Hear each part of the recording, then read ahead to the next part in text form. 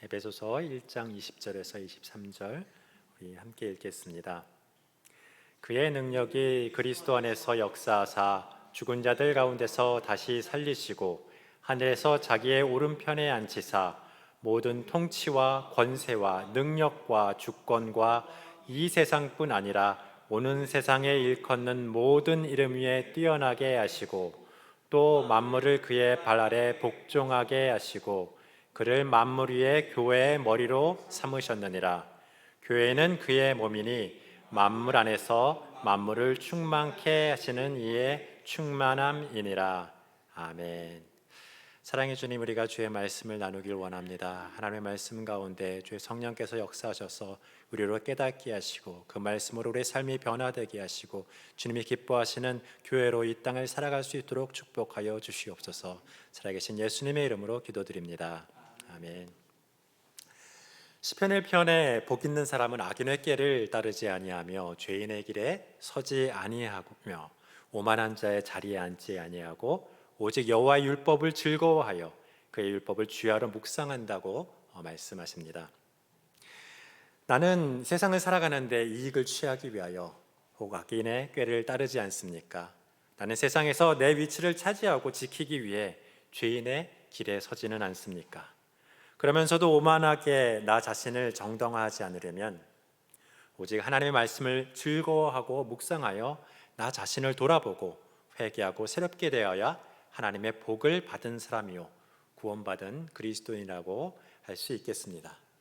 오늘은 에베소서 1장 말씀을 하나하나 묵상하면서 그 하나님의 복을 확인하고 복음의 진리에 한 발 더 가까이 다가서기를 원합니다. 에베소서는 서기 62년경인 바울이 말년에 로마의 감옥에 갇혔을 때 교회에 관하여 쓴 옥중 서신서입니다. 우리를 예수님의 몸된 교회로 부르신 하나님의 구원의 은혜와 예수님을 머리로 통일된 교회인 우리가 살아가야 할 삶에 대하여 말씀하고 있는 책입니다. 에베소서 1장에서 바울은 하나님의 구원 계획이 성부의 예정과 성자의 구속과 성령의 보증 속에 이루어졌음을 설명하면서 마지막에는 그리스도께서 교회의 머리가 되셨고 교회는 그분의 몸으로서 충만함이 이루는 존재임을 선포하고 있습니다. 이제 그 위대한 말씀을 한 절 한 절 살펴보도록 하겠습니다. 하나님의 뜻으로 말미암아 그리스도 예수의 사도된 바울은 에베소에 있는 성도들과 그리스도 예수 안에 있는 신실한 자들에게 편지하노니 하나님 우리 아버지와 주 예수 그리스도로부터 은혜와 평강이 너희에게 있을지어다. 바울은 자신을 하나님의 뜻으로 말미암은 예수님의 사도라고 소개하고 있습니다. 사도라고 번역된 아포스톨로스는 어떤 일을 수행하기 위해 권위를 위임받고 보냄을 받은 대리자라는 말입니다. 그 당시 유대의 최고 결정기관이었던 산헤드린에서는 어떤 사안이 결정되면 이를 수행하기 위해 아포스톨로스, 즉 사도를 임명해서 보냈었습니다. 그 산헤드린의 사도는 산헤드린의 권위를 가지고 산헤드린을 대리하여 그 결정된 사항을 이제 수행합니다.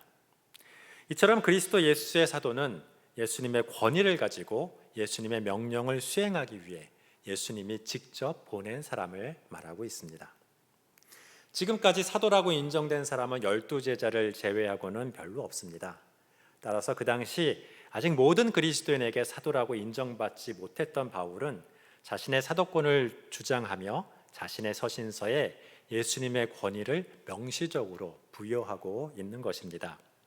그 후에 바울의 사도권은 모든 그리스도인들에게 인정되었고 그의 서신도 하나님의 말씀으로 인정되어 신약 성경의 서신서로 편입되었습니다. 그러므로 에베소서 교회인에게 쓰여진 이 바울의 서신을 우리는 오늘 우리를 향한 하나님의 말씀으로 인정할 수 있습니다. 3절에 찬송하리로다 하나님 곧 우리 주 예수 그리스도의 아버지께서 그리스도 안에서 하늘에 속한 모든 신령한 복을 우리에게 주시되. 하나님은 하늘에 속한 모든 신령한 복을 우리에게 주셨다고 하십니다.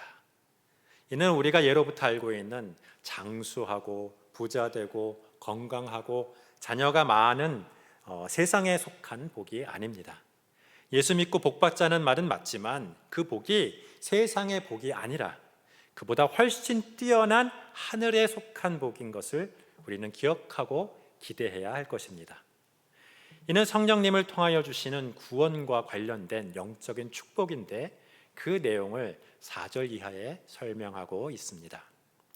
4절에 곧 창세전에 그리스도 안에서 우리를 택하사 우리로 사랑 안에서 그 앞에 거룩하고 흠이 없게 하시려고 그 기쁘신 뜻대로 우리를 예정하사 예수 그리스도로 말미암아 자기의 아들들이 되게 하셨으니 이는 그가 사랑하는 자 안에서 우리에게 거저 주시는 바 그의 은혜의 영광을 찬송하려는 것이라. 하늘에 속한 신령한 복의 대표적인 것은 하나님이 창세전에 우리를 택하여 하나님의 아들이 되게 하셨다는 것입니다. 이는 이 글을 읽는 에베소서 교인이나 우리가 예수님을 영접한 그리스도인이라는 것을 전제로 말씀을 하고 계시는 것입니다. 여러분이 확실히 그리스도인이면 하나님은 이 세상을 창조하기 전에 여러분을 택하고 구원하시기로 결정하셨다는 것입니다. 그리고 단순히 우리가 불쌍하여 죄와 사망에서 구원하신 것이 아니고 하나님의 아들로 양자 삼을 것을 기쁘게 예정하셨다는 것입니다. 양자를 입양하는 부모는 기쁘고 들뜬 마음으로 아이를 만나고 아이를 선택합니다. 그런데 그 아이가 태아라서 지금 당장은 데려갈 수 없다면 입양을 결정하고 준비될 때까지 기다릴 것입니다. 이처럼 어쩌면 수백억 년을 기다리다 여러분이 예수님을 영접했을 때 하나님은 기뻐하시며 두 팔을 벌려 여러분을 아들로 영접하셨습니다. 그런데 우리는 하나님의 아들이 된 것은 오직 예수님으로 말미암은 것입니다. 그리스도 안에서 우리를 택하였다 하는 말은 십자가의 대속을 통하여 우리를 자녀 삼으시겠다는 말씀입니다. 우리를 거룩하고 흠이 없게 하시겠다는 말은 죄 많은 우리를 예수님과의 연합의 결과 칭의를 통하여 흠없다, 의롭다 하시고 성화를 통하여 거룩하게 만들어 가시다가 영화를 통하여 완성하시겠다는 말씀입니다. 이는 우리의 타고난 자격이나 부지런한 노력이나 선행의 대가로 받은 복이 아니고 전적인 하나님의 선택이므로 선물과 같이 우리에게 거저 주시는 바 그의 은혜라고 합니다. 양자로 입양받는 태아가 입양받기 위하여 할 수 있는 일은 전혀 없습니다. 이처럼 우리가 구원받기 위해 할 수 있는 일은 전혀 없고 혹 있더라도 그 결정은 창세전에 끝났습니다. 시간에 묶이지 않은 하나님께는 혹시 다를 수 있으나 적어도 시간 속에 살아가고 있는 우리에게는 그렇다는 것입니다. 그래서 이미 예수님을 영접한 우리 모두는 이 말씀을 읽으며 감사하고 그 하나님의 은혜의 영광을 찬송할 수밖에 없습니다. 7절에 우리는 그리스도 안에서 그의 은혜의 풍성함을 따라 그의 피로 말미암아 속량 곧 죄사함을 받았느니라. 하나님을 거역한 죄인인 우리가 그렇게 하나님의 아들이 된 것은 우리 죄를 없애기 위하여 예수님이 십자가에 죽으셨기 때문입니다. 내 죄값은 사망인데 내 대신 예수님이 대신 피 흘려 죽어서 그 죄값을 치르셨으니 나는 죽지 않고도 속량 곧 죄사함을 받게 된 것입니다. 이 속량은 원래 노예의 몸값을 지불하고 사서 해방시키셨다는 말입니다. 예수님은 죄의 노예였던 우리를 십자가의 핏값을 주고 사서 죄로부터 우리를 해방하였고 따라서 우리는 죄의 결과인 죽음으로서도 해방되어 죽지 않게 되는 영생을 얻게 되었습니다. 그래서 우리는 부활을 기다리는 육체적 죽음을 잠들었다라고 표현하고 있습니다. 8절에 보면 이는 그가 모든 지혜의 총명을 우리에게 넘치게 하사 그 뜻의 비밀을 우리에게 알리신 것이요 그의 기뻐하심을 따라 그리스도 안에서 때가 찬 경륜을 위하여 예정한 것이니 하늘에 있는 것이나 땅에 있는 것이 다 그리스도 안에서 통일되게 하려 하심이라. 아멘. 그리고 이런 구원에 관한 진리는 하나님이 성령을 통하여 지혜와 총명을 주셨기 때문에 우리가 알게 된 것입니다. 예수님을 영접하지 않는 사람이 하나님의 예정이나 십자가의 구원을 이해하는 것은 불가능합니다. 이해는 고사하고 그런 논리를 받아들이는 것 자체가 매우 어렵습니다. 그것은 논리적으로 어려워서 받아들이기가 어렵다기보다는 세상에서는 비밀에 해당되는 내용이기 때문에 그렇습니다. 성령님이 허락하시지 않으면 그냥 이건 좀 말이 안 된다라고 보통 사람들은 생각할 수밖에 없습니다. 그리고 그 비밀스러운 복음의 진리를 우주적으로 확장한 것이 10절에 말하는 그리스도 안의 통일입니다. 여기서 바울이 말하는 하늘은 대기권이나 성층권과 같은 물질적인 하늘이나 우주 공간이 전혀 아닙니다. 물질적인 세상인 땅과 반대되는 개념으로 영적인 세상을 하늘이라고 말하고 있는 것입니다. 따라서 하늘에 있는 것은 천사나 사탄이나 귀신 같은 영적인 존재들을 말하고 있습니다. 또한 낙원에 죽은 성도들이나 음부에 죽은 영혼들도 포함될 수 있겠죠. 그렇다면 반대로 물질적인 세상인 땅에 있는 것들은 살아있는 사람들과 동식물들과 또 물질적인 모든 사물들을 말합니다. 그 모든 것이 그리스도 안에서 통일되는 것이 하나님의 구원 계획이라는 말씀입니다. 통일이라고 번역된 아나케팔라이오는 이 케팔레, 즉 머리라는 어근을 가지고 다양한 것을 한 머리 아래 다시 하나로 만들다라는 뜻이라고 합니다. 따라서 여기서 통일이란 죄악으로 무질서한 세상의 모든 것들이 예수님을 머리로 삼고 그 통치 아래 조화롭게 모인다는 말입니다. 또한 이는 이 물질적인 세상의 모든 것뿐 아니라 영적인 세상의 모든 것도 마찬가지란 말입니다. 하나님의 구원이란 우리가 생각하는 나와 교회의 구원보다 더욱 크고 넓은 우주적인 개념입니다. 구원이 완성되고 하나님의 나라가 완성되면 물질적이든 영적이든 모든 존재는 그리스도 안에서 통일되며 그리스도의 통치 아래 조화롭게 되어 완성된 하나님의 나라를 이룹니다. 11절에 모든 일을 그의 뜻의 결정대로 일하시는 이의 계획에 따라 우리가 예정을 입어 그 안에서 기업이 되었으니 이는 우리가 그리스도 안에서 전부터 바라던 그의 영광의 찬송이 되게 하려 하심이라. 여기서 우리가 기업이 되었다는 이 끌레로라는 말은 제비를 뽑아 얻었다는 말인데요. 이 구역에서 이스라엘의 12지파가 가나안 땅을 제비를 뽑아 얻을 때 사용했던 그 동사입니다. 이처럼 성도들이 어떤 기업을 얻게 되었다는 말입니다. 이는 하나님 나라에서 하나님의 아들로서 하나님의 기업을 유업으로 받아 예수님과 함께 왕같이 통치하고 다스리는 것을 말합니다.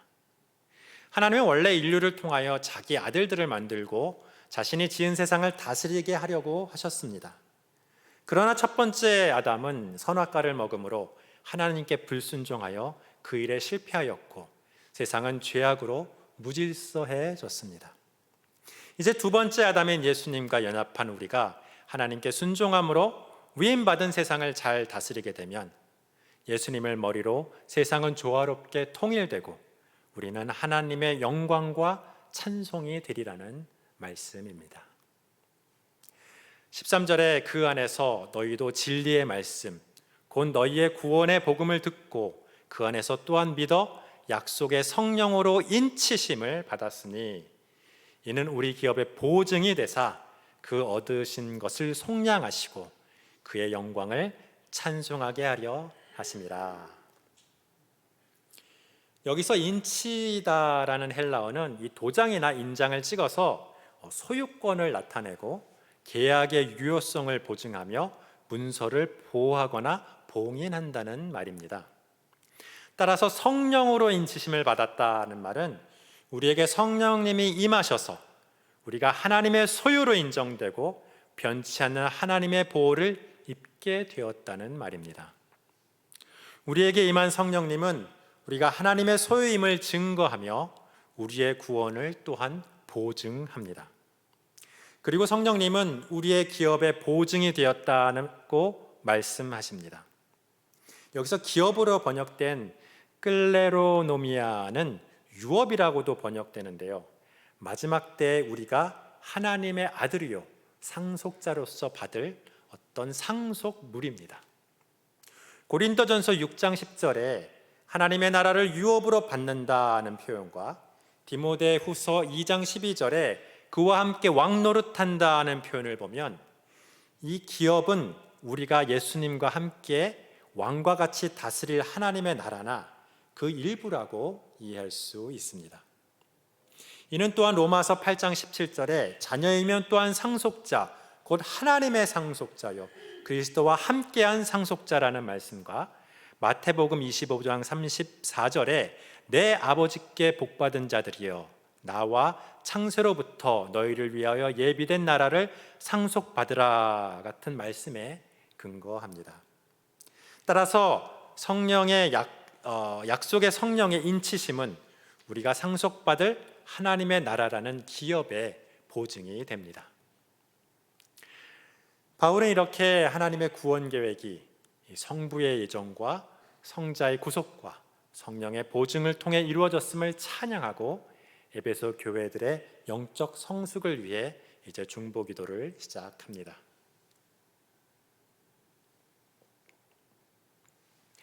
15절에 이로 말미암아 주 예수 안에서 너희 믿음과 모든 성도를 향한 사랑을 나도 듣고 내가 기도할 때 기억하며 너희로 말미암아 감사하기를 그치지 아니하고. 바울은 하나님의 구원 계획이 이루어감에 따라 에베소 교인들이 그리스도에 대한 믿음과 성도에 대한 사랑을 갖게 된 것을 감사드리며 계속해서 중보 기도를 이어갑니다. 17절에 우리 주 예수 그리스도의 하나님 영광의 아버지께서 지혜와 계시의 영을 너희에게 주사 하나님을 알게 하시고. 여기서 지혜와 계시의 영은 성령님을 말합니다. 지혜는 그리스도 안에서 하나님이 행하신 사역을 이해하는 능력이며 계시는 하나님의 비밀을 알 수 있도록 성령님을 통하여 드러내 보이신 모든 것을 말합니다. 성령님이 우리에게 임하셔서 지혜와 계시를 주시면 하나님을 인식하고 이해하며 우리가 알게 됩니다. 이는 하나님에 대한 지식만 알게 되는 것이 아니고 하나님을 경험하고 관계를 맺어서 인격적으로 알게 되는 것을 말합니다. 성령님의 역사하심이 없이는 아무도 하나님을 알 수 없습니다. 따라서 구원을 받아서 성령님이 임해야만 하나님을 알 수 있습니다. 바울은 먼저 하나님을 알 수 있도록 성령의 임재와 역사를 위해 기도하고 있는 것입니다. 18절에 너희 마음의 눈을 밝히사 그의 부르심과 소망이 무엇이며 성도 안에서 그의 기업의 영광의 풍성함이 무엇이며 그의 힘의 위력으로 역사하심에 따라 믿는 우리에게 베푸신 능력의 지극히 크심이 어떠한 것을 너희로 알게 하시기를 구하노라. 성령님이 임하시고 마음의 눈을 밝히시면 비로소 영적인 눈이 뜨이게 됩니다. 이처럼 영안이 열리는 것은 우리가 판타지 드라마에서 보듯이 귀신이나 영적 존재를 눈으로 보게 되는 것은 아니지만 하나님을 비롯하여 영적인 존재를 조금씩 인식하기 시작합니다. 성령님이 역사하시면 하나님의 존재와 임재를 분명히 우리는 느낄 수 있습니다. 그리고 성경의 말씀이 무엇을 말하는지 이해할 수 있게 됩니다. 지혜와 계시의 영인 성령님이 임하시면 하나님을 알게 될 뿐 아니라 성경을 통해 하나님의 일들을 알게 됩니다. 바울은 그 하나님의 일 중에 세 가지를 언급하면서 이를 성도들이 알게 하시기를 특별히 기도합니다. 먼저는 부르심의 소망이 무엇인지 알게 하시기를 기도합니다.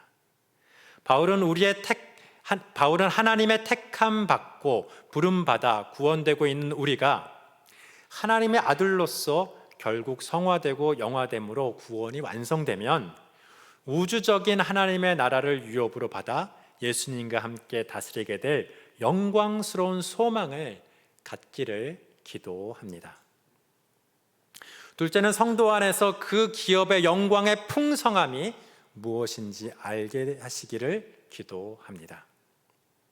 이는 부르심의 소망 중에 마지막 때에 구원이 완성된 후에 우리에게 주어질 기업이 얼마나 영광스러운 것을 알게 하시기를 기도하는 것입니다. 그 기업은 구원이 완성된 하나님의 아들들에게 다스리라고 주어질 하나님의 나라입니다. 이 하나님의 나라는 10절에 언급된 바와 같이 하늘에 있는 것이나 땅에 있는 것을 다 그리스도 안에서 통일한 나라입니다. 그리스도를 머리로 조화롭게 구성된 만물을 천사와 같은 영적인 존재들과 인간이나 동물과 같은 물질적인 존재들을 모두 포함합니다. 그러한 초우주적인 하나님의 나라의 구성원을 하나님의 아들된 우리들이 예수님과 함께 다스리게 됩니다. 고린도전서 6장 2절 3절에 성도가 세상을 판단할 것을 너희가 알지 못하느냐, 3절에 우리가 천사를 판단할 것을 너희가 알지 못하느냐 하시며 결국은 우리가 천사도 판단하고 다스릴 것을 말씀하고 있습니다. 이 얼마나 영광스러운 일인지 성령님의 도움이 없이면 참 상상하기도 쉽지 않을 것 같습니다. 그리고 셋째는 그의 힘의 위력으로 역사하심을 따라 믿는 우리에게 베푸신 능력의 지극히 크심이 어떠한 것을 알게 하시기를 기도합니다. 여기서 하나님의 힘은 다음 절에서 언급하는 바와 같이 죽은 자를 부활시키는 능력을 말합니다. 이는 죄인을 구원하는 능력이며 새 생명을 창조하는 능력입니다. 예수님을 죽음에서 부활시키신 그 능력은 구원받아 예수님과 연합한 우리도 마지막 날에 육체로 부활시키실 것입니다. 하나님은 이미 이 능력을 우리에게 베풀어서 거듭나게 하셨고 새로운 피조물로 변화시켜 가십니다. 중생은 부활의 표적이요 증거입니다. 바울은 우리에게 베푸신 이 능력의 지극히 크심을 알기를 기도하고 있는 것입니다. 세상의 돈이나 명예나 권력이나 그런 것들과는 전혀 비교할 수 없는 그런 큰 것임을 알기를 기도하고 있습니다. 그 능력을 아는 그리스도인은 그 능력을 믿음으로 죽음을 두려워하지 않고 부활을 소망하며 세상에 감당할 수 없는 일을 행하며 살아갈 수 있습니다.